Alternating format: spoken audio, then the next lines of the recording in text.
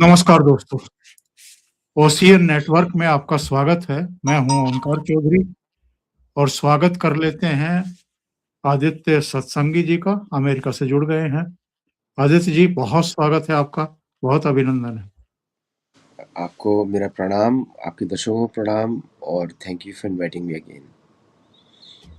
आप यूएस में बैठ कर के सारे घटनाक्रम को संजय की तरह देख रहे हैं, तो आप बयान करिए कि वहाँ पर चल क्या रहा है। मैं एक बयान पढ़ देता हूँ ट्रंप साहब का। हालाँकि आज फैसला आना था सुप्रीम कोर्ट का टैरिफ पर, कल तक के लिए टल गया है। तो इनकी तो दिन का चैन और रात की नींद बिल्कुल जो है वो हराम हुई पड़ी है। इन्होंने बयान क्या दिया था वो ज़रा पढ़ देता हूँ, उसके बाद फिर सवाल यही समझिए और उसके बाद जवाब दीजिएगा। इन्होंने कहा था कि सुप्रीम कोर्ट टैरिफ के खिलाफ फैसला सुनाता है तो हम बर्बाद हो जाएंगे। यह पता लगाने में कई साल लग जाएंगे कि किसे कब और कितना भुगतान करना है। हमें सैकड़ों अरब डॉलर चुकाने होंगे। ये एक बहुत बड़ी गड़बड़ी होगी। इसे चुकाना असंभव होगा। ये तो डोनाल्ड ट्रंप का बयान है। अब अगर सुप्रीम कोर्ट का फैसला कल ट्रंप के खिलाफ आता है तो ट्रंप के लगाए सारे टैरिफ हट जाएंगे। अमेरिका को कंपनियों को पैसा वापस करना पड़ेगा। दुनिया के देशों को अमेरिका में सामान बेचने में राहत मिल जाएगी। भारत, चीन और यूरोप के निर्यातकों को फायदा होगा। कई चीजें सस्ती हो जाएंगी। शेयर बाजारों में तेजी आ जाएगी बहुत सारे देशों के। दुनिया का व्यापार ज्यादा स्थिर हो सकता है। और अगर सुप्रीम कोर्ट का फैसला ट्रंप के पक्ष में आएगा तो ट्रंप के टैरिफ जारी रहेंगे। अमेरिका दूसरे देशों पर दबाव बनाने से बाज नहीं आएगा। दूसरे देश भी अमेरिका पर जवाबी टैक्स लगा सकते हैं। दुनिया में व्यापार को लेकर के तनाव बढ़ेगा। कई चीजें महंगी हो सकती हैं और शेयर मार्केट में उतार चढ़ाव देखने को मिल सकते हैं। तो सबकी निगाहें फैसले पर रहेंगी सुप्रीम कोर्ट के। लेकिन अगर हम मान लें कि टैरिफ को अवैध घोषित कर दिया गया, तो जो ट्रंप कह रहे थे कि हम तो बर्बाद हो जाएंगे, इसमें कितनी सच्चाई है? बहुत सच्चाई है।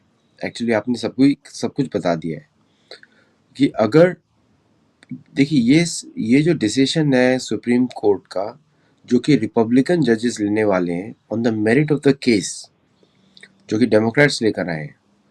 तो डेमोक्रेट्स तो आपको मालूम ही है कि वो एक अलग ही एजेंडा पे काम करते हैं। तो ये मेक और ब्रेक है ट्रंप एडमिनिस्ट्रेशन का। ये सब कुछ, ये जो लड़ाई है वो मिड टर्म की, और अगर ये टैरिफ लगता रहा तो ट्रम्प मिड टर्म जीतने की हालत में आ सकते हैं। अगर टैरिफ हटता है तो ये हार जाएंगे क्योंकि पैसा नहीं बचेगा, और जो भी पैसा आया है वो गया किधर है? यूएस ट्रेजरी में गया है या पर्सनल लोगों की पॉकेट में गया है? ये उसका डर है। फंडिंग कौन कर रहा है इलेक्शंस की? आपको मालूम ही है, अमेरिका में इलेक्शंस डॉलर्स पे लड़े जाते हैं, वोट्स पे नहीं लड़े जाते। अमेरिका में आप कोई भी इलेक्शन कैंपेन देखेंगे तो जो जितना ज़्यादा पैसा रेज करता है वही व्यक्ति जीतता है। तो इसका डायरेक्ट संबंध मिड टर्म से है। इसलिए ये ट्रम्प एडमिनिस्ट्रेशन के लिए मेक और ब्रेक रूलिंग होगा। इसलिए डिले किया जा रहा है बार बार, क्योंकि उनको अंदेशा है क्या हो सकता है रूलिंग में। तो बिहाइंड द सीन बहुत प्रेशर डाला जा रहा है इन सब जजेस पे इसको मॉडिफाई करने के लिए। 2 बार कर चुके हैं, पिछले हफ्ते भी था, अब इस बार भी कर रहे हैं। तो ये, अगर आपको याद होगा, पिछले ट्यूसडे को आने वाला था ये, अब एक हफ्ता इसमें आज हो गया, शायद एक हफ्ता और डिले किया जाए। तो द पॉइंट इज, ये सबको मालूम है रूलिंग में क्या है। तो जजेस भी बदले जा रहे हैं, जजेस को भी उनके साथ उनके ऊपर भी क्वेश्चंस किए जाएंगे कि वो किस तरह का रूलिंग दें। तो सबको टेक्स्ट मालूम है, इधर दोनों पार्टीज को मालूम है, और अमेरिका में 2 पार्टी रूल नहीं है, यूनिटरी पार्टी रूल है, एक ही पार्टी रूल है। तो कलेक्टिवली जो भी डिसीजन होगा वो उसमें कुछ पॉइंट्स उनके लिए होंगे, कुछ पॉइंट्स रिपब्लिकन्स के लिए होंगे, ताकि टैरिफ रहेगा लेकिन परसेंटेज कम कर दी जाएगी। ऐसे करके बैलेंस रूलिंग करवा रहे हैं, इसलिए डिले हो रहा है, ताकि ओके। दोनों को इक्वल अपॉर्चुनिटीज मिले इलेक्शन जीतने की। संतुलन साधने की कोशिश है। अभी तो ये चाह रहे हैं कि मुझे ही चौके छक्के मारने के लिए ढीली गेंदें फेंकते रहें डेमोक्रेट्स, लेकिन ये होगा नहीं। तो संकट तो है साहब, संकट तो बहुत बड़ा है। पहले से ही महंगाई भी है, बेरोजगारी भी है और वीज़ा नियम इतने सख्त कर दिए गए हैं दूसरे देशों के लिए। और एक मुझे ये भी पता लगा है कि वहाँ पर कुछ ऐसा माहौल क्रिएट किया जा रहा है कि जैसे भारतीय जो हैं वो रोजगार चोरी कर रहे हैं वहाँ के लोगों की। तो एक अजीबो-गरीब वातावरण बनाया जा रहा है वहाँ का। देखिए, जो मिनेपोलिस में हो रहा है, जिस तरह आइस के लोगों ने अभी एक H1B का कैंडिडेट था, इन्फोसिस का एम्प्लॉय था, वैलिड H1B पे था, उसको पकड़ के ज़बरदस्ती इंडिया भेज दिया हथकड़ियाँ पहनाकर, और फिर इन्फोसिस लड़ने की कोशिश कर रहा है कोर्ट में, अमेरिकन कोर्ट में। तो ये तो अमेरिका की क्रेडिबिलिटी और भी नीचे लेके जाता है, because visa is an invitation, visa is not a, ऐसा आपकी कंट्री इशू करती है वीज़ा, आप आइए। तो अगर यूएस गवर्नमेंट इस बेसिक इंटरनेशनल कमिटमेंट पे पीछे हटती है, पहली बात तो इशू ना करे, अगर नहीं लाना है तो मत इशू करे, इट्स अप टू यू, कोई कंट्री तो उस पर क्वेश्चन कर ही नहीं रहा है। लेकिन जब आप इशू करते हैं तो भारतीय पासपोर्ट में लिखा होता है the holder of this passport का हर तरफ से संरक्षण दिया जाए। जो भी प्रेसिडेंट ऑफ इंडिया, उसमें लिखा होता है, पहले लाइन में लिखा होता है the holder of this passport is citizen of India, और उसको हर तरफ का संरक्षण दिया जाए बाय द लोकल गवर्नमेंट, क्योंकि आपने उसको बुलाया है। अगर तो ये चुन चुन के इंडियन अमेरिकन को टारगेट करने वाले हैं, क्योंकि ये पाकिस्तानी, टर्किश, चाइनीज प्रोपेगेंडा है to keep Indians out of USA, ताकि अमेरिकन इकोनॉमी कोलैप्स करे। ये एक्चुअली मेन प्लान है। उनको मालूम है कि अमेरिकन इकोनॉमी में सबसे प्रोडक्टिव पॉपुलेशन, चाहे वो ऑयल ड्रिगिंग, ऑयल एक्सप्लोरेशन हो, जियो साइंटिस्ट हो, तो ये सब प्रोफेशन की हम बातें नहीं करते हैं, डॉक्टर्स हों, वो सारे इंडियंस चलाते हैं। और इंडियंस की वजह से research is very high in America. तो चाइनीज़ प्रोपेगेंडा ये है, चाइनीज़ फंडिंग के थ्रू टर्किश और पाकिस्तानी और ये कतरी, ये हैंडल्स इसलिए चलते हैं कि अमेरिका को इस टैलेंट पूल से दूर कर दिया जाए, और अमेरिकन के मन में ऐसा भर दिया है। तो कहीं कहीं पे मुझे लगता है कि ट्रम्प एडमिनिस्ट्रेशन चाइनीज से कोलैबोरेट भी कर रहे हैं इस एरिया में, क्योंकि जैसे ही आप इंडियंस को निकालते हैं वहाँ से, यहाँ की बहुत सारी इंडस्ट्रीज कोलैप्स करने वाली है। क्रिटिकल रिसर्चेज में इंडियंस हैं, और इंडियंस जो है, मतलब अपने लोगों को, they are non political generally. उनको कोई, अभी कोई इंजीनियर है इंडिया में पढ़ के आया है, उसको पॉलिटिक्स से क्या संबंध? वो ना बिल्कुल। आर्ट्स का है ना पॉलिटिक्स का है, उसको पॉलिटिक्स से संबंध ही नहीं है। उसको वो अपना काम करता है, और उसके बाद जॉब जो उसको सैलरीज होते हैं वो देते हैं। और ये बहुत बड़ा प्रोपेगेंडा है कि इंडियंस को आप ज़्यादा पैसा दे रहे हैं, बिल्कुल करेक्ट नहीं है। देखिए, ये सारा जो फ्रॉड है, ये अमेरिकन कंपनीज के लॉयर्स करते हैं। सपोज उनको किसी जॉब के लिए $1 लाख के सैलरी वाला, मतलब एक्चुअल प्राइस उस जॉब का है करीब $2 लाख फॉर रेगुलर अमेरिकन।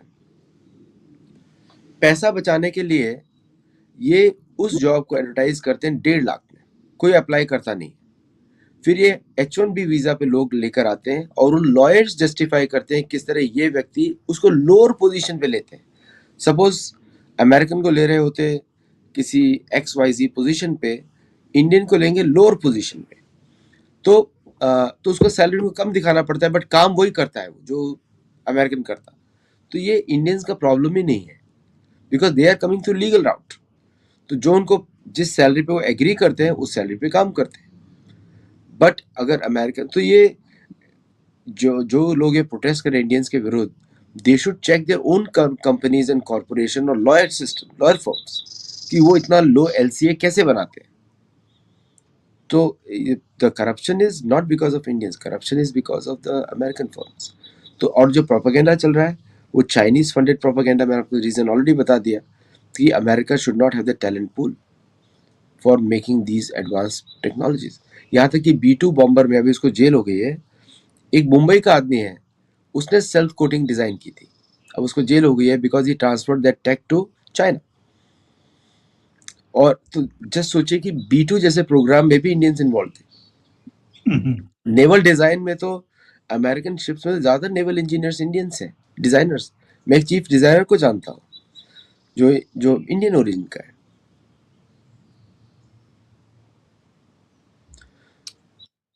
अच्छा, ये जो एक प्रेम कहानी चल रही है जिसमें एक हीरो है, एक हीरोइन है और एक विलेन है, ग्रीनलैंड, उसको लड़की समझ लीजिए।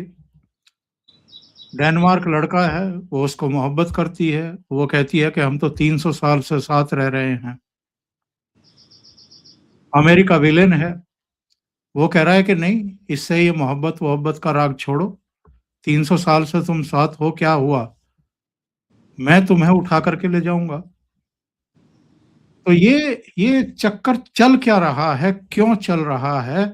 और ग्रीनलैंड वालों के कोई मानव अधिकार नहीं है क्या, या उनकी अपनी कोई इच्छा नहीं है कि वो किसके साथ रहना चाहते हैं, किसके साथ नहीं रहना चाहते हैं? देखिए, ग्रीनलैंड के जो नेटिव लोग हैं इनुइट, वो वही कम्युनिटी है जो नॉर्दर्न कनाडा से है, वही कम्युनिटी है जो अलास्का से है, वही कम्युनिटी जो है अपाचे भी है, और मैं अपाचे का एम्बेसडर हूँ। तो अपाचे जो नेशन है उसका जो जीन पूल है वो भारत से आता है, ये डॉक्यूमेंटेड है। अगर देखा जाए तो भारत का भी क्लेम बनता है फिर तो भारतीय गवर्नमेंट अगर मिनिस्ट्री ऑफ कल्चर इश्यू को उठाना चाहे कि इनुइट लोग आर आवर पीपल, उसमें जीन पूल हमारा है, तो बात फिर कुछ और ही बन जाएगी। तो ग्रीनलैंड ना डेनमार्क का है, ना वो अमेरिका का है, ना वो कनाडा का है। Greenland belongs to Inuit people. Denmark ने वहाँ पे क्या क्या नहीं किया है वो सबको मालूम है। विमेन को स्टेरलाइज कर दिया, बच्चे नहीं पैदा करने हैं, all those things they have done over the years. और ट्रम्प का लॉजिक ये है, तुम 300 साल पहले आए थे तो तुम्हारा हो गया, क्वेश्चन उनका ये। तो सेम लॉजिक अमेरिका में भी बनता है, आप भी 300 साल पहले आए थे क्या आपका हो गया? तो America belongs to native American, वही यहाँ के मूल निवासी हैं। जिस दिन दुनिया उस बात को रिकॉग्नाइज करेगी उस दिन लोगों को सच्चाई पता लगेगी। जो नेटिव अमेरिकन के साथ यहाँ पे हुआ मैं आपको बता नहीं सकता शब्दों में, आज तक चल रहा है। एजेंट ऑरेंज मिला दिया उनके पानी में, जहर डाल दिया, स्टेरलाइज कर दिया, उनको जेल में, उनके ऊपर कोई इश्यूज ही नहीं बनते हैं, not a single one represented. तो ग्रीनलैंड पे लड़ाई सी, अगर हम मिलिट्री साइड से देखें, उसके से देखें, तो on the local level European military, NATO military जो यूरोपियन मिलिट्री है इज मोर पावरफुल, क्योंकि उनका ही लोकल एरिया है, they can put any man power they want. लेकिन यूरोपियंस कब लड़े हैं मुझे इतिहास बताइए? हमेशा तो पिटते हैं वो। और अमेरिकन बिल्कुल। के साथ क्या है कि अमेरिकन भी लड़ नहीं पाते हैं, सेम स्टॉक है, वो भी नहीं लड़ सकते। लेकिन अमेरिकन ने टेक्नोलॉजी इन्वेस्टमेंट इतना किया हुआ है कि they can shock and awe. The willingness to use weapons in America is high as compare to Europeans. तो from the military point of view they might overcome the resistance and occupy it also. अब वो बोल रहे हैं कि हम अभी कल ही प्रेसिडेंट ट्रम्प ने प्लेन में बोला कि who is the prime minister, I don't recognize him. मतलब उन्होंने बोला green prime minister of Greenland के बारे में कि what ever he saying is wrong. मतलब उसका कोई विल नहीं है, कोई इच्छा नहीं है। अमेरिका ने डिसाइड कर लिया है और अमेरिका लेकर रहेगा, शायद ले भी ले। शायद इसलिए बोल रहा हूँ क्योंकि सबसे बड़ा खतरा वहां पे यूके को है, क्योंकि यूके, आइसलैंड, ग्रीनलैंड, बीच में आता है आइसलैंड। तो यूके को खतरा इसलिए है कि जो भी बोल रहे हैं कि यूके और यूएस आर इन जॉइन, ये बात भी सच है कि USA is a colony of UK, was a colony of UK. और ये बात भी सच है कि यूएस एडमिनिस्ट्रेशन जो है आजकल, ट्रम्प जो है यूके से अपना पत्ता काटना चाहते हैं, क्योंकि यूके जो है उनको बार बार कॉन्फ्लिक्ट्स में इन्वॉल्व करता है। तो यहाँ पे यूके अपनी रक्षा देख रहा है कि कल को अमेरिका यहाँ बैठ गया तो मेरी रक्षा कैसे होगी। अगर आपको स्टेटमेंट याद हो जेडी वांस के, उन्होंने बोला था मुझे सबसे बड़ा चिंता इस बात से है कि यूके और फ्रांस के पास न्यूक्लियर वेपन्स है और वो इस्लामिक टेररिस्ट के हाथ में पड़ सकते हैं। बिल्कुल। तो ये स्ट्रेटेजिक व्यू पॉइंट है, तो इसलिए यूके नहीं चाहेगा कि वहां पे ये लोग पहुंचे। जो यूके की जो लिबरल गवर्नमेंट है, लेबर गवर्नमेंट है, वो नहीं चाहेगा वहां पहुंचे।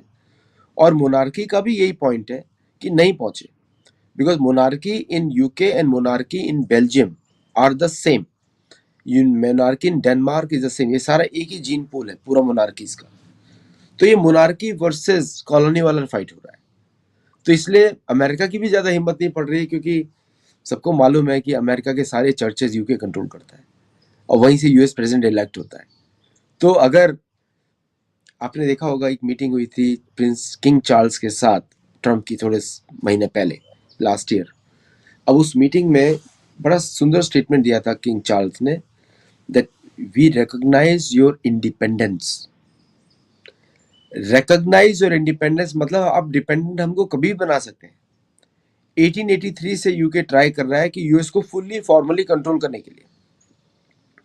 आप देखिए चाइना कनाडा के ऊपर जो भी एक्शन लेते हैं ट्रम्प, उसको यूके मोनार्की रिजेक्ट कर देता है, क्योंकि UK is actual the monarchy of Canada, और उसे अपोज भी कराता है। तो फाइव गाइज तो इधर फूट गए ना, फाइव आइज तो फूट गई ना।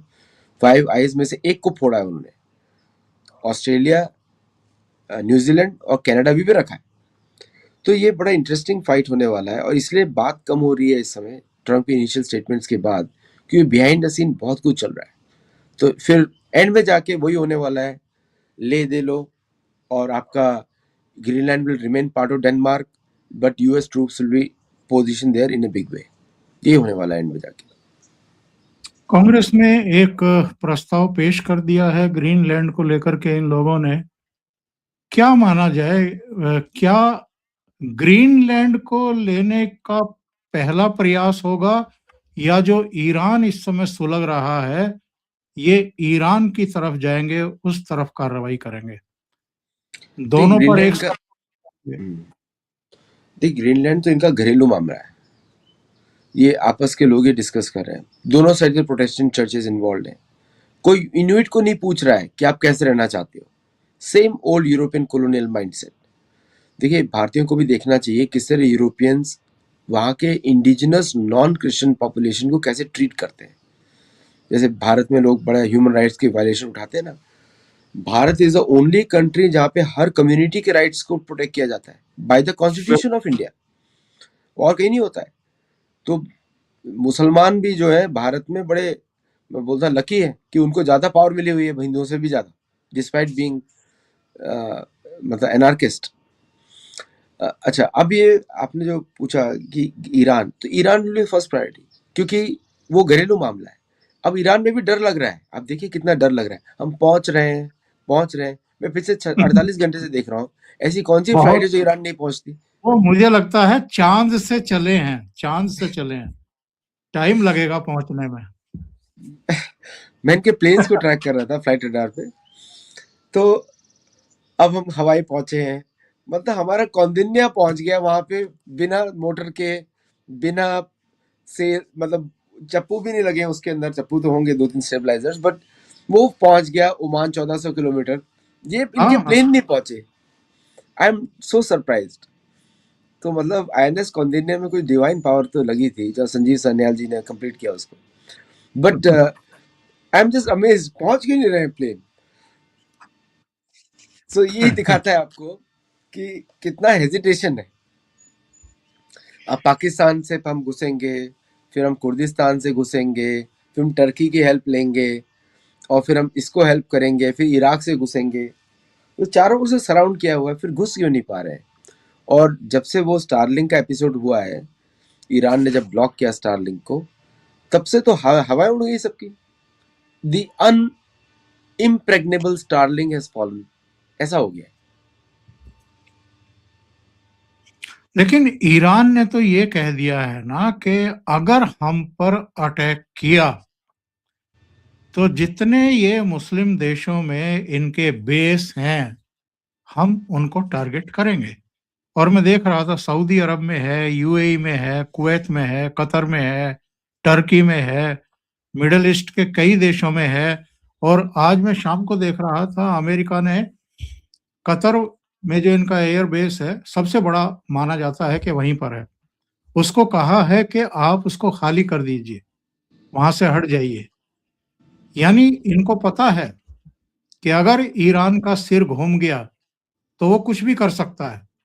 पिछली भी जो जो झड़प हुई थी, इन्होंने जो उनके परमाणु एसेट्स पर अटैक किए थे, उस समय भी ईरान ने जो ताबड़तोड़ कार्रवाई की थी इज़राइल पे, इज़राइल को पसीना आ गया था, क्योंकि उसका क्षेत्रफल है ही कितना, बहुत छोटी जगह में जो है इज़राइल बसा हुआ है। और ईरान या कोई भी अगर इज़राइल को टारगेट करना चाहे, भई आप सैकड़ों मिसाइलें एक साथ, अगर हज़ारों मिसाइलें एक साथ किसी पर अटैक कर रहे हो, तो आपका कोई भी डोम हो, वो क्या कर लेगा उन मिसाइलों का? वो तो फोड़ देंगी, कहीं न कहीं तो फोड़ देंगी आपको। तो इतना आसान नहीं है ईरान को डील करना इनके लिए। बिल्कुल सही कहा आपने। 12 दिन में पहली बार ऐसा हुआ कि इजराइल ने सीज फायर मांगी। जो हारने वाली पार्टी सीज फायर मांगती है, वो तो गनीमत है कि बॉर्डर नहीं सटा हुआ था। अगर बॉर्डर सटा होता तो ईरानी फोर्सेस घुस जाती है अंदर। उसके बीच का सारा buffer area is controlled by American and वो जॉर्डन, अमेरिका, यू इसराइल, सारी countries, Israel, Iraq, Jordan, Syria, तीनों उसके बीच में आ जाती हैं। तो नाउ ये इसराइल को मालूम है। और मिसाइल्स खत्म हो गई थी आयरन डोम की, फॉरगेट अबाउट एनीथिंग, इस मिसाइल्स खत्म हो गई थी। तो अब क्या मिसाइल्स रिप्लेनिश हो गई हैं, या कोई अमेरिका का कोई दूसरा सिस्टम चल रहा है? अमेरिका को खुद ही मिसाइल नहीं है। 66 तो मिसाइल है टोटल, 125 उन्होंने सप्लाई करी यूक्रेन को। अभी यूक्रेन में उन्होंने कुछ और सिस्टम भेज दिए हैं। तो there is no production capacity large scale war की, और कर भी नहीं सकते। अगर चाहे भी तो भी नहीं कर सकते। इट्स नॉट अबाउट कि कर दिया, चाहे भी तो नहीं कर सकते। तो ये यही तो रिस्क है, इसलिए तो प्लेन पहुंच नहीं पा रहे अभी तक। नहीं तो प्लेन तो अब तक कब तक लैंड कर चुके होते। डायरेक्ट फ्लाइट अगर भारत की होती है तो 15 घंटे की होती है। तो उसके बीच में ईरान आता है 4 घंटे पहले, तो 11 घंटे में तो पहुंच जाना चाहिए आइडियली। तो जर्मनी में क्यों बैठे हुए हैं सबके सब? तो क्योंकि और कहीं भी आप लैंड करा नहीं सकते। लास्ट टाइम में आपने देखा होगा, इराक जब कतर में और इराक के अंदर बेसिस पे यूएस ने नेगोशिएट किया था कि आप यहाँ पे आक्रमण कर लेना, जब हम हट जाए तब कर लेना, हम भी उधर थोड़ा बॉम्बिंग करके निकल जाएंगे। तो ये नेगोशिएट किया था। तो पूरा न्यूक्लियर कैपेसिटी तो उसके पास है, शायद वो बना भी चुका हो, इसलिए ईरान इज मोर कॉन्फिडेंट। और तो इसलिए ये बहुत ही कॉम्प्लेक्स है। उनका यही कोशिश होगा कि रिजीम चेंजिंग अंदर से हो। That's why they are appealing through the Shah for the Iranian national guard to stand down.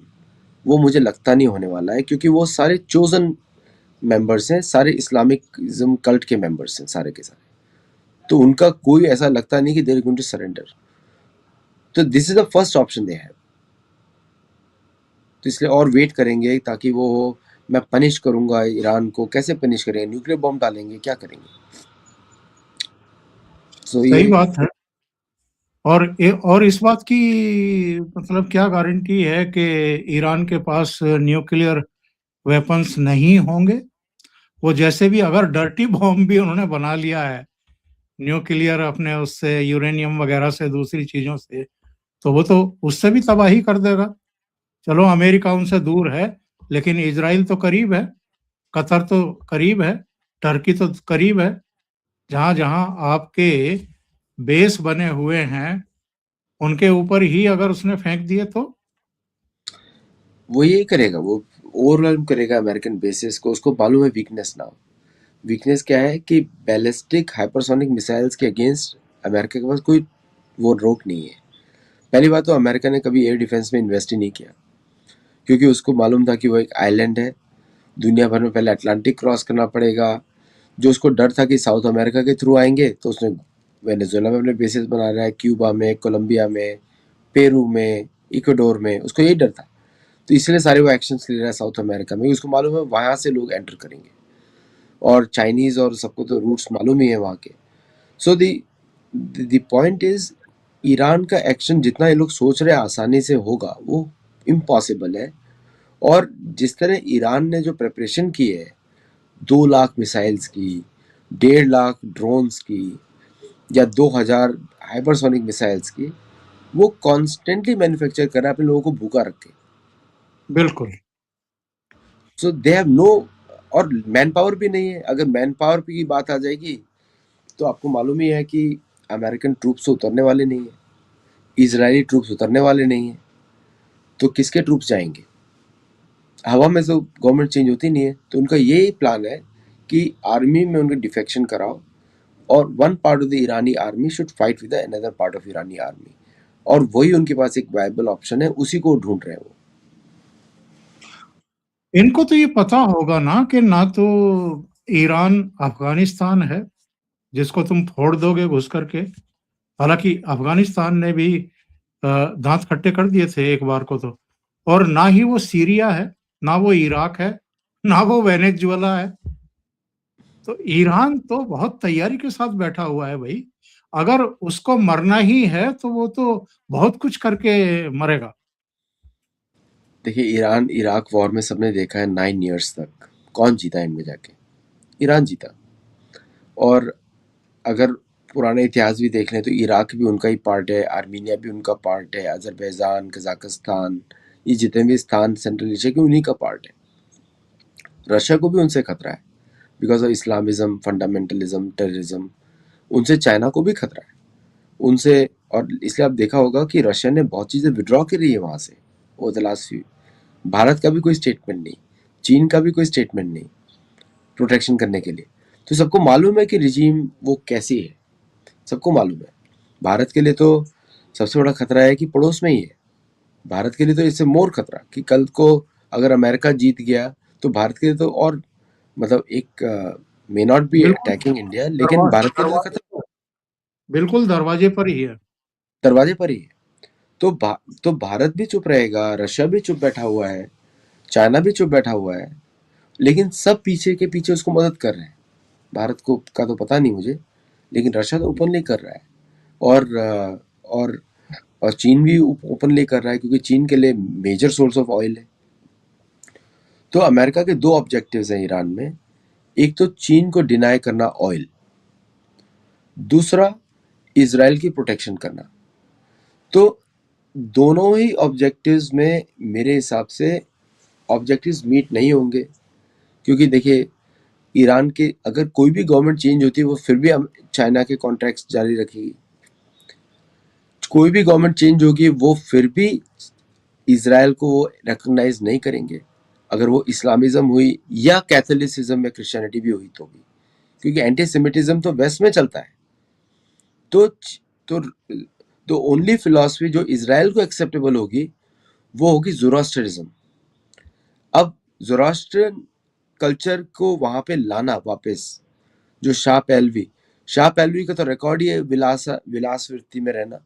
He just wanted to enjoy. जब उनके पिताजी रहते थे, अभी जब उनका जो एक प्रेसिडेंट को मारा गया टर्किश हिल्स की तरफ, क्या नाम था उनका भूल गया मैं, तो वो उस उनकी लड़की को पकड़ा गया अश्लील, मतलब वेस्ट में उनको पिक्चर्स आ गई हैं सारी बाहर। तो जो ईरानियन अपोजिशन के पास कोई वायबल लीडरशिप ही नहीं है, ना शाह पहलवी लीडरशिप है। और शाह पहलवी आएंगे तो क्या करेंगे? वो तो सारा वेस्ट को बेच देंगे उनको। तो अमेरिका वही करने जा रहा है ईरान में जो उसने तालिबान के साथ किया, बस ओनली ईयर्स का फर्क हो गया। 2001 से 2022 तक जो प्रोग्राम चलाया उन्होंने, दे रिप्लेस तालिबान विद तालिबान। यहाँ पे 1979 के बाद जो प्रोग्राम चला रहे हैं, they are replacing Shah with Shah. तो बिल्कुल। ये इसको स्ट्रेटेजिक डिफीट बोलेंगे या स्ट्रेटेजिक विक्ट्री बोलेंगे। और प्लस विदाउट अमेरिकन ट्रूप्स यहाँ पे कोई लड़ने वाला ही नहीं है। पाकिस्तानी ट्रूप्स नहीं लड़ने वाले। पाकिस्तानी ट्रूप्स अंदर जाएंगे तो हाहाकार मच जाएगा विद इन पाकिस्तानी आर्मी। सो इसलिए ये चेकमेट सिचुएशन है। आई थिंक इसके लिए प्लेन अभी तक उड़ रहे हैं, अभी लैंड नहीं किए कहीं पे। बहुत बहुत धन्यवाद आपका आदित्य जी जुड़ने के लिए और बहुत महत्वपूर्ण मुद्दे पर चर्चा करने के लिए। उम्मीद है दर्शकों को ये चर्चा अच्छी लगी होगी। अगर अच्छी लगी है तो लाइक का बटन दबा दें और वीडियो को फॉरवर्ड करें, शेयर करें। अभी तक चैनल सब्सक्राइब नहीं किया है, तो सब्सक्राइब कर लें। साथ में लगे बेल आइकॉन को दबाना ना भूलें, ताकि आगे आने वाले वीडियो और नोटिफ़िकेशन आप तक पहुँचते रहें। आदित्य सत्संगी जी का चैनल है सत्तोलॉजी, उसको भी सब्सक्राइब करें और सहयोग करें। बहुत-बहुत धन्यवाद। नमस्कार। नमस्कार।